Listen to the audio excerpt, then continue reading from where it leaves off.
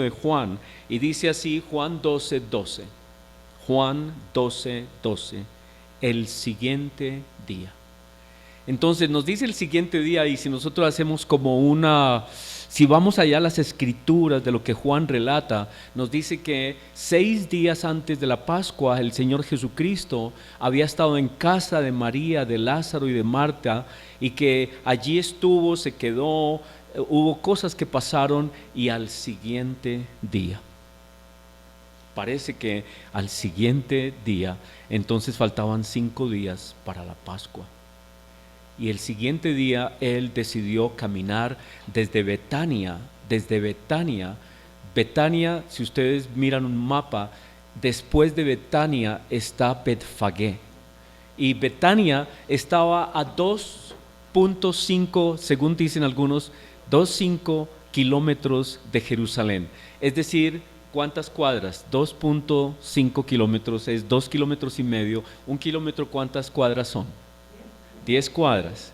O sea, estaba a 25 cuadras de Jerusalén. Betania estaba a más o menos unas 25 cuadras. ¿Cuántos son 25? Si estamos aquí digamos la 50, en la calle 25 sería Betania. ¿Sí? Más o menos. Y Betfagé estaba mucho más cerca de Jerusalén, estaba solamente a 1 kilómetro. ¿Cuántas cuadras? 10 cuadras, 1000 metros, 10 cuadras. Así que Betfagé estaba en el camino hacia Jerusalén, y el Señor Jesucristo está en Betania, y dice que al día siguiente salió de Betania y ya iba a Jerusalén. Ya María lo había ungido en sus pies con ese perfume muy costoso, y él estaba caminando a cumplir, él sabía, a cumplir una misión. Y dice, el día siguiente, grandes multitudes que habían venido a la fiesta. Y esta fiesta era una fiesta supremamente importante. ¿Cuál fiesta era? La Pascua. ¿Qué pasó en la Pascua? Muy bien, la última cena. Pero ¿dónde se instituyó la Pascua? ¿Cuándo se instituyó la Pascua? En Éxodo. ¿Cuántos años atrás, antes de Cristo? ¿Cuántos años atrás? ¿En qué año vivió Abraham? En el año 2000. 2000 años antes de Cristo vivió Abraham. ¿Y Moisés cuántos años antes de Cristo vivió?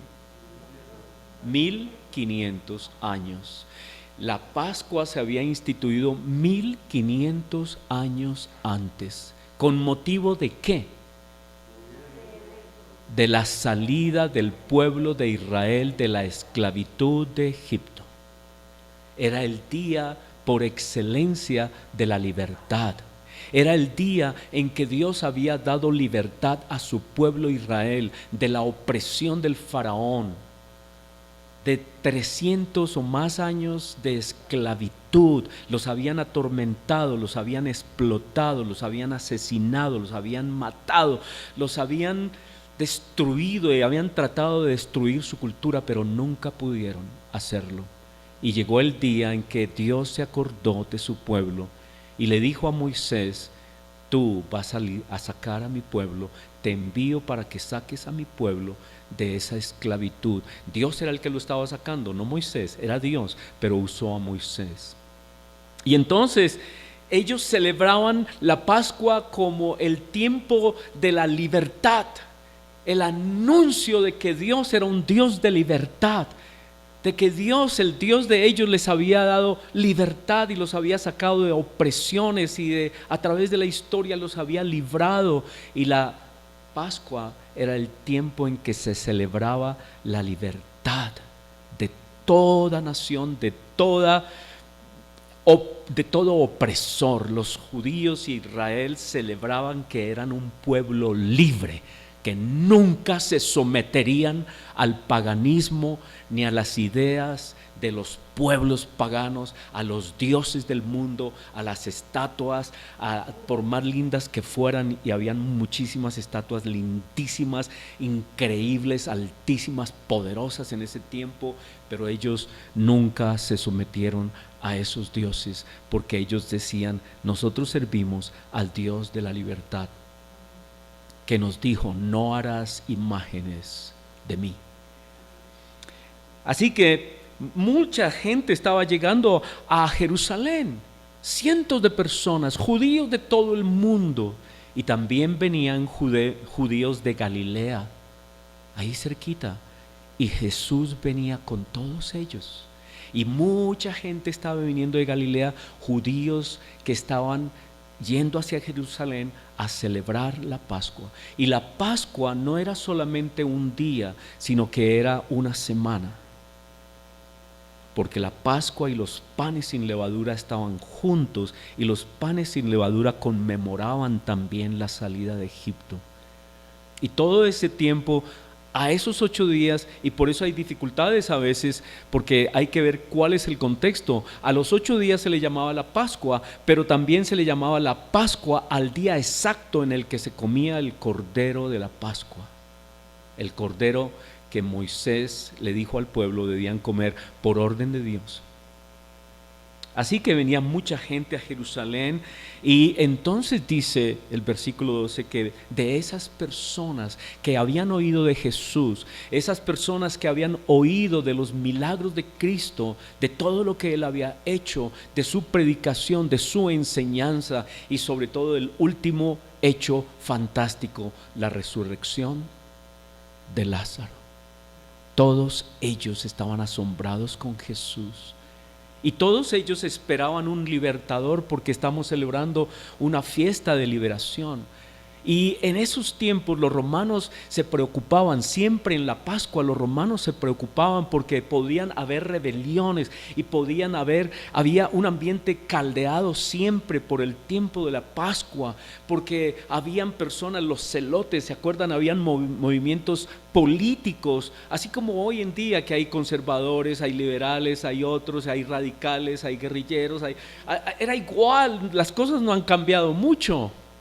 Y en ese tiempo habían personas que odiaban al Imperio Romano, y estaban siempre mirando cómo mataban a alguno y cómo se levantaban y se rebelaban contra el imperio, porque siempre las naciones han vivido bajo algún imperio. A la gente no le gusta vivir bajo imperios, pero desafortunadamente hoy también vivimos bajo imperios, ¿o no? En ese tiempo el imperio era el Imperio Romano. Y los judíos, en su deseo de libertad, buscaban que Roma no fuera tan opresiva con ellos, y querían a alguien que les quitara esa opresión de encima. Y entonces Roma, por el tiempo de la Pascua, organizaba su ejército y ponía mucho soldado, policía, como hoy lo hacemos, en el tiempo de la Pascua. En el tiempo de la Pascua, con todas esas multitudes que venían, los romanos se preocupaban. Y entonces Herodes, que normalmente vivía lejos de Jerusalén, vivía en Cesarea, venía a Jerusalén para desde allí coordinar todo lo que pasaba. Y venían entonces los soldados bien armados y los centuriones bien armados y todos bien vestidos, llegaban a proteger a Roma y a proteger el status quo, lo que hoy llamamos, ¿no?, el status quo, el mundo como se conocía, el poder de Roma. Y entonces, si ellos veían que alguien se iba a sublevar, ¡pum!, le daban, ¿cierto?, y lo sometían. Entonces, imagínense ustedes toda Jerusalén, toda Judea, o Jerusalén sobre todo, llena de soldados romanos, con sus estandartes y todo demás, y los centuriones y todo demás en sus buenos corceles y en sus buenos caballos fuertes, y hay una situación siempre de tensión, y la gente estaba llegando y al mismo tiempo la policía vigilando. Esa era la situación que había. Con Jesús venían muchos judíos desde Galilea. Herodes y su ejército se preparaba, era un tiempo de tensión. Roma intimidaba con su poder en caso de alguna revuelta. Y como leímos ya o vimos ya en Éxodo 12, Dios había establecido la Pascua. ¿Cómo era la Pascua? No quiero que vayamos allá a Éxodo para leer todo, pero en la Pascua Dios instituyó lo siguiente. Le dijo al pueblo: en este mes van a salir de aquí. Y de hecho fue como la última señal de Dios para el pueblo de Egipto. Y Él dijo: todos ustedes van a escoger un cordero el día 10, el día 10 de este mes primero, van a escoger un cordero.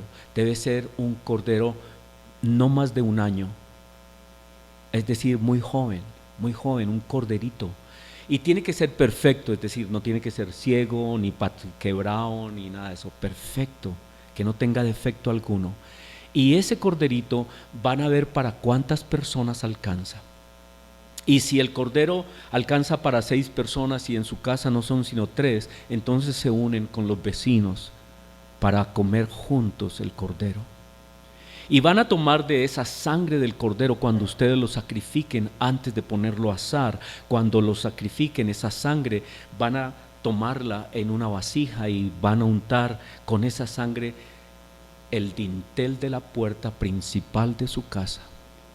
Porque esta noche el ángel va a pasar, por eso se llama Pascua, en inglés es mejor, no Passover, pasar por encima de. Esta noche el ángel va a pasar y donde quiera que encuentre la sangre, nadie va a morir, pero donde no haya sangre del cordero, los primogénitos morirán. Fue la última señal de Dios. Y esa noche fue terrible, fue una noche de alegría y de libertad para el pueblo judío, pero de horror y de angustia para el pueblo pagano del faraón. Porque en toda casa hubo un muerto, en toda casa había un niño que era el primogénito. Ese día murieron todos los primogénitos. A uno le parece terrible, pero es que Faraón representa a Satanás y representa el mal y el pecado, y Dios no tiene nada que ver con el pecado y el mal. Y Faraón tuvo su oportunidad de haber obedecido a Dios, tuvo su oportunidad. Dios le habló a Faraón y él dijo: no quiero. Entonces dijo: muy bien, ¿qué es el resultado del pecado? La muerte. Así que Dios trajo muerte sobre todos ellos y trajo vida sobre su pueblo.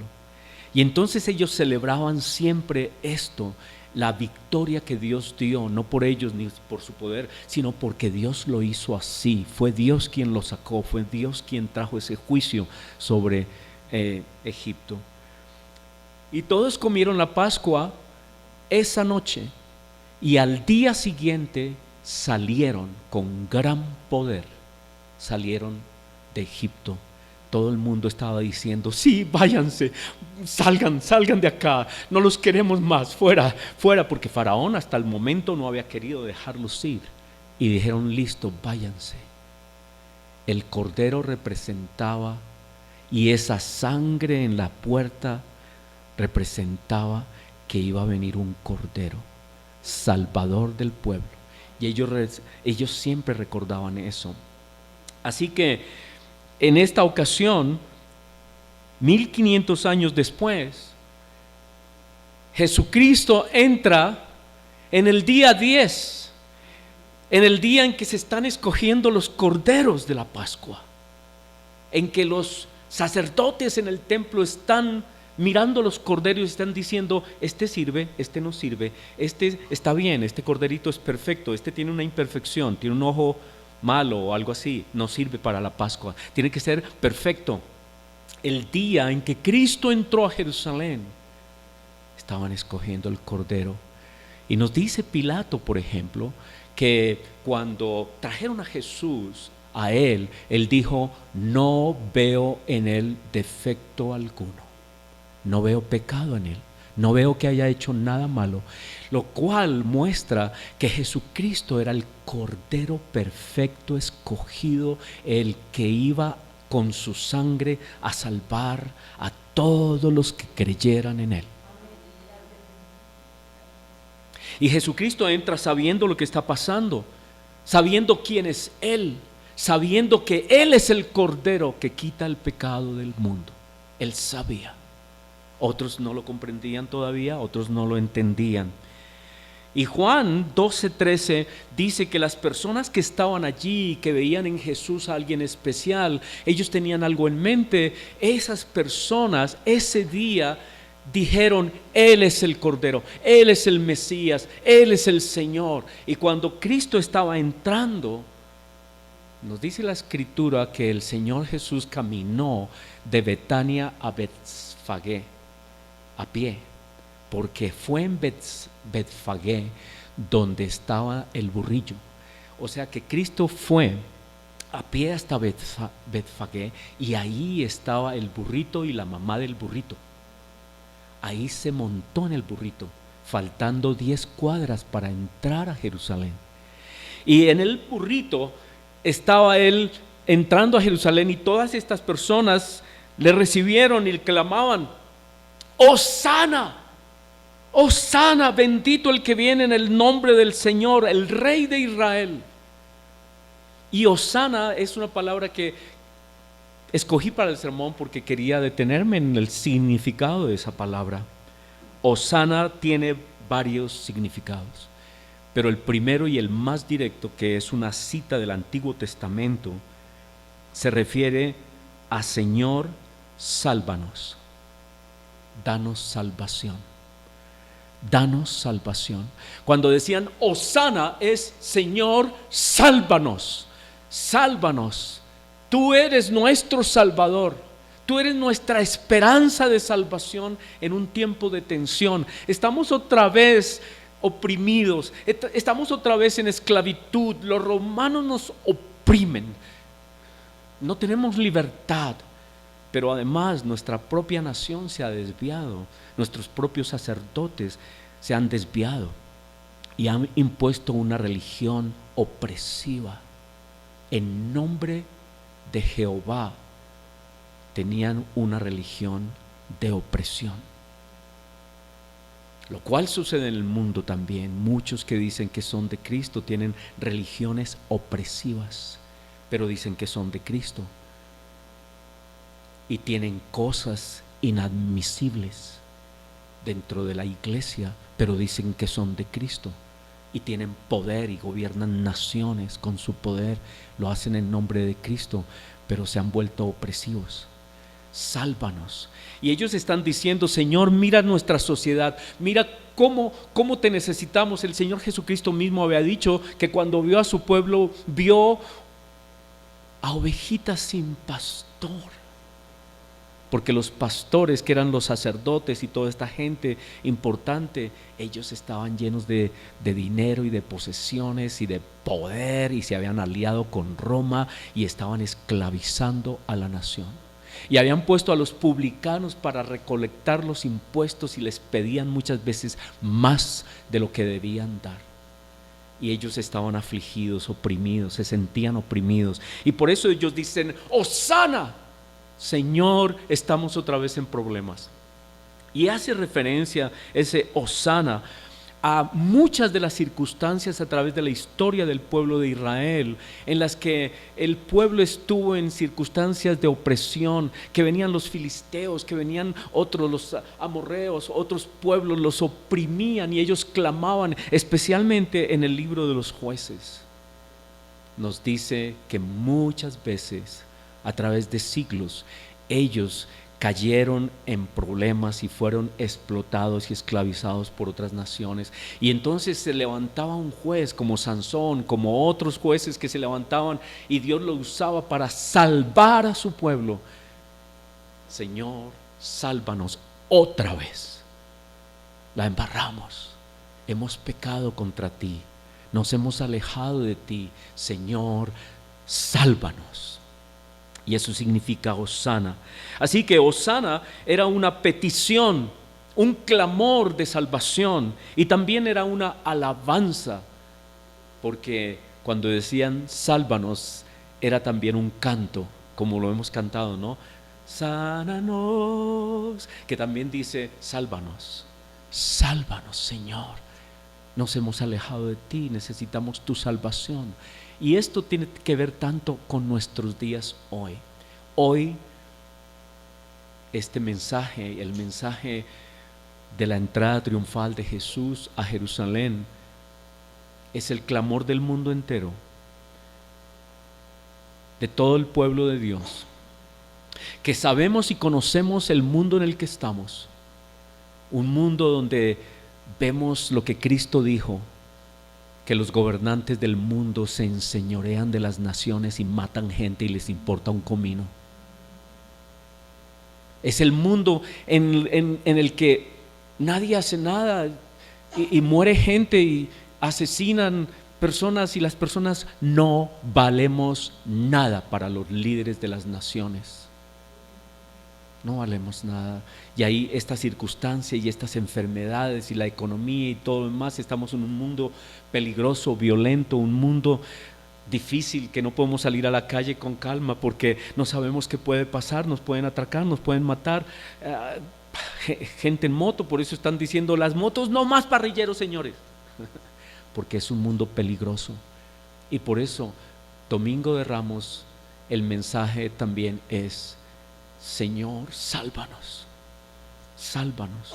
Es tan actual el mensaje de Domingo de Ramos, porque es este clamor: Hosana, Señor, sálvame. Pero más allá de esta salvación de otras personas, necesitamos salvación de nosotros mismos, porque nosotros mismos somos un problema. Nosotros mismos, sin Cristo, estamos muertos. No tenemos salvación.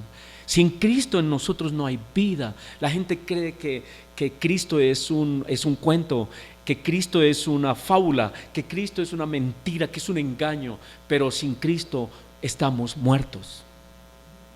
Y la gente hoy tiene que decir: Señor, sálvame. La vida está en ti, tú eres la única fuente de vida. Señor, sálvame. Así que más que otras cosas, más que peligros de fuera de nosotros, el peligro está aquí adentro, nuestro propio corazón, nuestro propio orgullo, nuestra propia idea de que no necesitamos Salvador. El mundo cree que no necesita Salvador.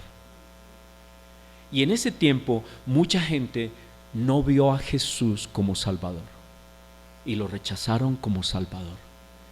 Y no es distinto hoy. Hoy es igual. La gente se burla de la idea de que necesitemos un Salvador. Y la gente dice: ¿pero qué he hecho yo? ¿Por qué yo necesito a ese tal Jesús? ¿Para qué? La gente no sabe que sin Cristo está muerto. Aunque esté vivo, es un vivo que va a durar hasta los 70, 80, 90, tal vez si es muy fuerte 100 años, pero se va a morir y no va a tener vida. No hay vida sin Cristo. No hay vida. Entonces, el clamor de hoy es: Señor, sálvanos. Lucas 19 dice: algunos de los fariseos de entre la multitud, cuando todo el mundo decía: Hosana, Señor, sálvanos, estos decían: Maestro, reprende a tus discípulos. ¿Cómo se les ocurre decir: Señor, sálvanos? ¿Quién eres tú? ¿Cómo se le ocurre a la multitud endiosarte? Es lo mismo hoy. La gente dice: ustedes se volvieron bobos, esa historia de Jesús fue una historia inventada, eso no es cierto. Eso es una historia por allá de un señor que se llamó Pablo, que hizo las cosas y habló y que era Dios, pero qué va, él no era ni Dios ni nada. Igual, hoy es igual. En ese tiempo no creyeron en Jesús y decían: reprende a tus discípulos. ¿Cómo se les ocurre pedirte a ti salvación, que eres un ser humano? Pero es que ellos no sabían que Cristo era Dios y nunca lo aceptaron. Y por eso el Señor Jesucristo dijo: les digo que si estos callan, si estos callaran, si estas multitudes que están diciendo: Hosana, Señor, sálvanos, si ellos callaran, las piedras dirían: salva a la humanidad, Señor, la humanidad necesita tu salvación, sálvalos. Si no hubiera nadie que clamara por la salvación, las piedras dirían: Señor, aún así, sálvalos. Porque necesitamos salvación. Fuimos hechos para necesitar nuestro Salvador, a Cristo Jesús, y ese es nuestro clamor hoy. Así que el primer punto es ese: Señor, sálvanos. Y el segundo punto que quiero hoy hacer énfasis, el primero es bien claro: Jesús, sálvanos. Número uno, Señor, Hosana, Hosana quiere decir sálvanos. Y el segundo punto dice así: En la siguiente imagen dice: y halló Jesús un asnillo y montó sobre él, como está escrito. Y esto es tan importante de que lo pensemos un poquito, porque el Señor Jesucristo sabía quién era Él y sabía que había escrituras que habían sido dadas, escritas por profetas desde siglos, que se tenían que cumplir. Y entre esas escrituras estaba Zacarías 9 y también Génesis 49. Génesis, escrito 1500 años atrás. Ahí en Génesis 49, desde el versículo 8 en adelante, habla de que Judá era el león de Judá. Cristo, el león de Judá, y que Él iba a venir en un pollino, hijo de asna. Y cuando Cristo está caminando y va llegando a Betfagé, le dijo a dos de sus discípulos: vayan allá a esa ciudad de al frente donde todavía no hemos llegado, prepárenme estos animalitos, ve a tal lugar y allí hay una asna con su pollino, en el cual nadie ha montado. ¿Y saben por qué esto es importante? Porque Jesucristo era rey. La costumbre de los reyes era que nadie se metía con el caballo del rey, nadie. Era el caballo del rey. Solamente lo podía montar el rey. Y Cristo dice esto aludiendo a ese animal que era para Él como rey, pero el símbolo que hay detrás es tan poderoso, que lo vamos a ver más adelante. Y el segundo punto es que dice: no temas. Dice: y halló Jesús un asnillo, montó sobre él, como está escrito, y dijo: no temas, hija de Sión, he aquí tu rey viene montado sobre un pollino de asna. Cristo sabía que había que cumplir esa profecía. Cristo sabía que había llegado el momento. Él era el rey y Él sabía que estaba escrito de Él hacía siglos que Él iba a entrar sentado en un pollino, hijo de una asna, un pollino que nadie hubiera montado. Y Cristo dice al pueblo que lo aclama, Hosana, le dice: no teman, no tengan miedo. Y entonces aquí es muy interesante. Jesucristo viene en un pollino y les dice: no tengan miedo. ¿Cuál es el significado de Jesús en un pollino? Jesús, si ustedes se pueden imaginar, viene sobre un pollino que es muy pequeño, y Jesús se monta sobre él, y es tan pequeño que los pies de Jesús de pronto alcanzan a tocar el piso. Alcanzan a montar y toca. Eso es como muy chistoso porque los caballos de los romanos son tan poderosos, son tan grandes, son tan inmensos, son tan poderosos, que ese rey encima de ese caballo se veía inmenso y poderoso. Y Cristo dice: yo no vengo en ese poder, yo no vengo a liberarlos de cosas materiales y físicas y de naciones, yo vengo a liberarlos de la muerte, del pecado y de la muerte. No teman, yo soy su rey, pero no vengo solo a liberarlos de algún sistema político. Hoy los cristianos a veces estamos muy preocupados con el sistema político, pero Cristo vino a liberarnos de la muerte y del pecado y de la muerte. Y Él dice: no temas, yo soy rey, pero soy un rey siervo. No soy como el rey de las naciones, no soy opresor, yo no quito la vida de la gente, yo he venido a dar vida a la gente. No teman, no tengan ningún miedo en mí. Soy un rey siervo, un rey. Y eso es lo magnífico que dicen las Escrituras: Dios hecho carne para servirnos. ¿No les parece increíble? El Dios del universo hecho carne para servirnos, no para matarnos. Él no vino para asesinarnos y destruirnos. No, la idea esa de que Dios es un Dios que nos mata es el enemigo, es Satanás, que quiere siempre tergiversar las cosas. Cristo dijo, el Padre dice, Juan escribió que de tal manera ama Dios al mundo que envió a su Hijo para darnos vida, para que todo aquel que crea en Él no se pierda, sino tenga vida eterna.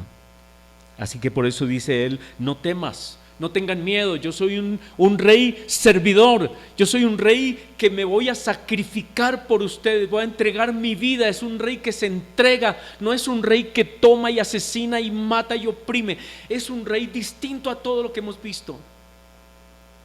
Y esa es otra vez una contradicción de las iglesias que en este mundo, y Dios nos va a perdonar a todos, no sé, Él va a lidiar con todo el mundo, Él ama a toda la gente. Pero en nombre de Cristo, ¿cuántos asesinatos ha habido? En nombre de Cristo fueron las cruzadas, malas, perversas, cosas horribles sucedieron en nombre de Jesús. La Inquisición fue en nombre de Cristo. Así somos los seres humanos, tan controversiales, tan locos. Pero Cristo dice, no, yo no vine a eso, yo no vine a defender imperios y a defender sistemas políticos, yo vine a vencer la muerte y el pecado, a darles vida. Juan 16 dice, estas cosas os he hablado para que en mí tengan paz. En el mundo tendréis aflicción, pero confiad, yo he vencido al mundo. Dios nos dice, tengan paz. ¿Saben que lo más difícil para nosotros en un mundo como el que estamos es tener paz? Hay tanta gente enferma de la angustia, de la tensión, de la preocupación, de las vainas de este mundo, de la maldad, de las violaciones, tantas historias de niños, de niñas violadas por adultos que dicen ser representantes de Cristo. Hay miedo, el mundo tiene miedo. Hay miedo en el mundo y Cristo dice, yo sé que ustedes en el mundo tendrán aflicción, confíen en mí, yo soy el Dios de paz. Cuando Cristo entra en este asnillo, está diciendo, yo vengo en paz, no vengo armado de nada, no tengo ejércitos de ninguna clase, lo que vengo a hacer es muy distinto, a dar vida, a dar paz. Él es quien va a vencer a todo opresor. Y el último punto que tengo es la siguiente imagen que dice que Jesucristo no viene según nuestras expectativas. Entonces el primero es Hosana, ¿cierto? El segundo es no temas, soy distinto. Y el tercero es que Jesús no viene según nuestras expectativas. Es que los judíos esperaban este rey poderoso que los liberara de Roma y esperaban que tuviera tal poder que les diera la preeminencia otra vez como nación sobre todas las naciones, como en el reino de David. Pero Jesucristo es increíble, se deja matar por el imperio, se deja asesinar por el imperio. Y eso es contradictorio para muchos. Decían, no puede ser el Mesías, ¿cómo se dejó matar? ¿Cómo es posible que se haya dejado matar por el imperio? Nosotros que creíamos que Él venía a vencer al imperio, pero es que veían las cosas desde lo humano, desde la carne. Y saben que nosotros los cristianos, especialmente en tiempos de elecciones, vemos mucho las cosas a través de la carne. Y tenemos que ponernos por encima de esas luchas tontas de partidos y vainas, porque Cristo no vino a establecer ningún partido político. Cristo vino a establecer su reino eterno. Y somos nosotros ya parte de ese reino, la iglesia, los que hemos creído. Y proclamamos el reino de Cristo y proclamamos nuestro Rey y nuestro Señor, que es Cristo. Y Él dice, he aquí, versículo 15 de Juan, he aquí tu rey viene montado sobre un pollino de asna, y era un pollino prestado, era para el propósito solo de cumplir la profecía, ni siquiera él era el dueño de ese animalito. Es increíble la humildad, ni siquiera era el dueño, sino que cuando los dueños vieron que los discípulos estaban desatando al pollino, le dijeron, ¿y usted qué hace desatando nuestro pollino? Ellos dijeron, el Señor lo necesita. Y ellos dijeron, el Señor. Ellos tenían esta idea de que Cristo era el Señor, por sus milagros, por su obra. Ellos todavía no entendían que el Señor era el Señor del universo, pero tenía la idea de que Cristo tenía autoridad. Y le dijeron, sí, lléveselo, confiamos totalmente en Él. Y Cristo dijo, no se preocupen, yo se los devuelvo. Qué lindo, qué detalles tan increíbles en el cumplimiento de todo. pero viene sobre ese pollino. Ahora, ¿saben qué? Dice la historia que Calígula, un emperador de Roma, entre sus muchas excentricidades nombró cónsul a su caballo Incitatus y lo hizo ir y sentarlo en el Senado romano. Así adoraban a los caballos en ese tiempo. Así, a ese grado de locura llegaban por un caballo extraordinario y majestuoso de guerra. Y Jesucristo entra en un pollino. ¡Qué contraste! Todos los romanos, la gente veía el poder de Roma y ve a Jesús sobre un pollino. Jesús entonces no está tratando de derrocar un sistema político, sino que Él ha venido a libertarnos del pecado y de la muerte y a cumplir esas profecías que estaban desde el Antiguo Testamento, como ya hablamos de Zacarías, donde dice Zacarías 9:9: alégrate mucho, hija de Sión, da voces de júbilo, hija de Jerusalén. He aquí tu rey vendrá a ti, justo y salvador, humilde, cabalgando sobre un asno, sobre un pollino, hijo de asna. Y Mateo, el Evangelio de Mateo es el único que registra que eran los dos animalitos que iban con Jesús. Jesús iba en el pollino y detrás iba la mamá del burrito. ¡Qué procesión! ¡Qué procesión! En cambio, los romanos, la procesión era impactante, poderosa, y todo el mundo era lleno de miedo. Y el Señor Jesús, su procesión era en un pollino y en la mamá del pollino. Y la gente lo aclamaba. Así que el Señor es nuestro Señor, objeto de nuestra adoración, porque Él, siendo Rey, es siervo. Por eso lo adoramos. Por eso dice la Escritura que merece toda nuestra adoración. Porque miren, ayer estaba viendo y le contaba yo a Paulinita, le decía: mami, interesante, porque por coincidencia me encontré con las mansiones de los más ricos del mundo, pues al menos en Estados Unidos, no del mundo, en Estados Unidos. Y entonces sacaban todos los nombres de gente muy importante, mansión en la que vive, ¿cuánto vale? 10 millones de dólares, 15 millones de dólares, 20 millones de dólares, 65 millones de dólares. Eso es una cifra que no entiendo, yo no la comprendo, cuánto puede ser, mucho dinero. Pero ¿saben qué? A esas mansiones usted no puede llegar así que voy a ir a visitarlo, no lo dejan entrar ni a 2 kilómetros de la puerta, ¿ok? No lo dejan entrar. Ni se imagine que lo van a dejar entrar. Está todo protegido, usted no puede entrar, esto es reservado. Y ahí de que usted llegue a entrar y verá, le cae la policía ahí mismo y se lo llevaron. ¿Usted qué hace ahí? ¿Esto por qué? Bueno, la locura. ¿Saben qué? El Señor Jesucristo, siendo Rey, nos da entrada al Padre mismo, al reino eterno del Padre, por su sangre. Eso dice Hebreos. Hebreos dicen: entren al reino de mi Padre por mi sangre. No hay puertas, no hay soldados, no hay nada que nos impida entrar al Rey y al reino del Padre. Nada impide. Pero somos tan pequeños yo decía: Señor, somos tan pequeños de mentalidad que nos asombra una mansión de esas y no nos asombra lo que Cristo hizo por nosotros, que podamos entrar al trono de gracia libremente por la sangre de Cristo. Él nos invita. Así que la siguiente escritura nos dice algo importante, y es que cuando el Señor Jesucristo está caminando, este es un relato que está en Lucas, cuando está de Betania a Betfagé, está caminando, todavía no se ha subido al pollino, y ve a Jerusalén allá, exclama lo siguiente. Lucas 19:41. Cuando se acercaba a Jerusalén, Jesús vio la ciudad y lloró. Jesús lloró otra vez. Jesús, ¿cuándo había llorado? Cuando vio el dolor, la angustia, el sufrimiento de la humanidad ante la muerte de Lázaro. Y como todo el mundo lo amaba, él lloró, se conmovió y él dijo: yo soy la resurrección y la vida. Esto no va a volver a pasar.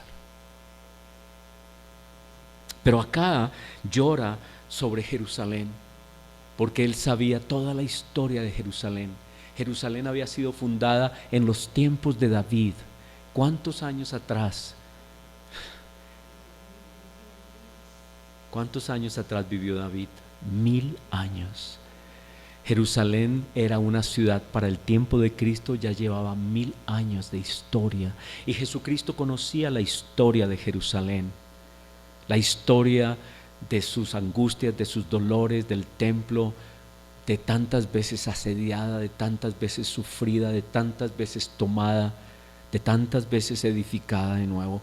Y ahora Jesús la ve otra vez, Jerusalén, que las Escrituras dicen que son como las niñas de los ojos de Dios. Jerusalén, donde Dios tiene un propósito, donde Dios está llevando el propósito de su creación, allí donde muere el Señor. Por eso es tan importante.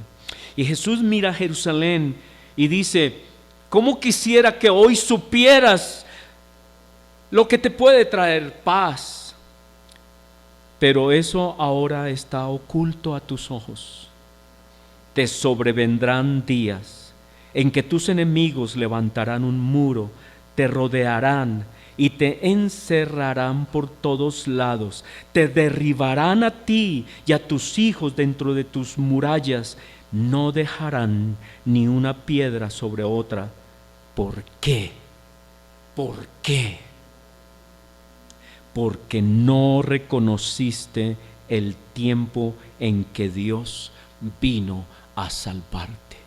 Jerusalén, como todo Jerusalén, sus instituciones, sus sacerdotes no clamaron Hosana, no dijeron Hosana, estaban escandalizados con eso, no aceptaron que Cristo era su Salvador, lo mataron. Y más adelante Jesús entra al templo mismo, en el día siguiente después de entrar a Jerusalén, y entra al templo y dice: ven estas piedras, ven todo esto se va a acabar. Y hasta el día de hoy, porque Cristo dijo que su reino no es un reino de este mundo, su reino no es una ciudad en este tiempo, en este mundo, su reino no es el templo de Jerusalén de los judíos. Si alguien quiere construir el templo de los judíos hoy, es una obra humana, porque Cristo dijo: yo soy el templo. Yo soy el templo. Y Pablo más adelante revela que todos nosotros somos piedras vivas en ese templo. Cristo está haciendo un templo y nosotros somos piedras vivas de ese templo. Él está construyendo su reino. Y ¿saben qué? Concluyamos con esta escritura. Apocalipsis 7:9 dice así: el Señor Jesucristo inaugura su templo, inaugura su reino. Dice así, Apocalipsis 7:9, dice: después de esto miré, dice Juan, está escribiendo del futuro, porque Domingo de Ramos anuncia el futuro. Y dice: después de esto miré, y he aquí una gran multitud, la cual nadie podía contar, de todas las naciones y tribus y pueblos y lenguas, que estaban delante del trono, en la presencia del Cordero, vestidos de ropas blancas y con palmas en la mano. Las palmas significan victoria, por eso lo recibían. Esas palmas significan: nosotros creemos que tú eres nuestra victoria. Tú eres nuestra victoria. Y clamaban a gran voz diciendo: la salvación pertenece a nuestro Dios que está sentado en el trono y al Cordero. Hosana, ha llegado, ha vuelto. Y esa es nuestra esperanza. Esa es mi esperanza. Yo sé que yo personalmente soy indigno completamente de esa esperanza. Pero gracias a Cristo, porque Él lo hace posible. No es por mis obras, no es porque yo sea maravilloso y majestuoso, sino que Él dice que es por la fe en Él. Y porque lo proclamamos y decimos: Señor, sálvame. Como Pedro cuando se hundía en el agua: Señor, sálvame, tú eres mi Salvador. El mundo entero, cuando Cristo inaugure su reino, va a decir: ha llegado. Ha llegado al fin la salvación eterna. El mundo va a ser cambiado y transformado. El plan de Dios se va a llevar a cabo y nosotros estaremos allí. Te damos gracias, Señor, por eso. Qué hermoso, Señor. Qué día tan lindo este día que anuncia tantas cosas. Bendito es tu santo, santo, santo nombre. Te proclamamos, Señor. Sabemos que no somos dignos, ninguno de nosotros, pero tú eres digno y tu sangre nos hace dignos. Tu sangre nos lava y nos perfecciona, Señor, y te damos gracias. Y te proclamamos, Hosana, Hosana, Señor, sálvanos. Ayúdanos en nuestra incredulidad, ayúdanos en nuestras debilidades, ayúdanos, Señor, a superar tanta angustia, tanta necesidad, tanta debilidad que hay en nosotros, Señor. Ayúdanos a proclamarte, a darte gracias, Señor, por la obra que has hecho tú a nuestro favor, por pura gracia, por puro amor, Señor. En tu nombre, Señor, sálvanos. Amén.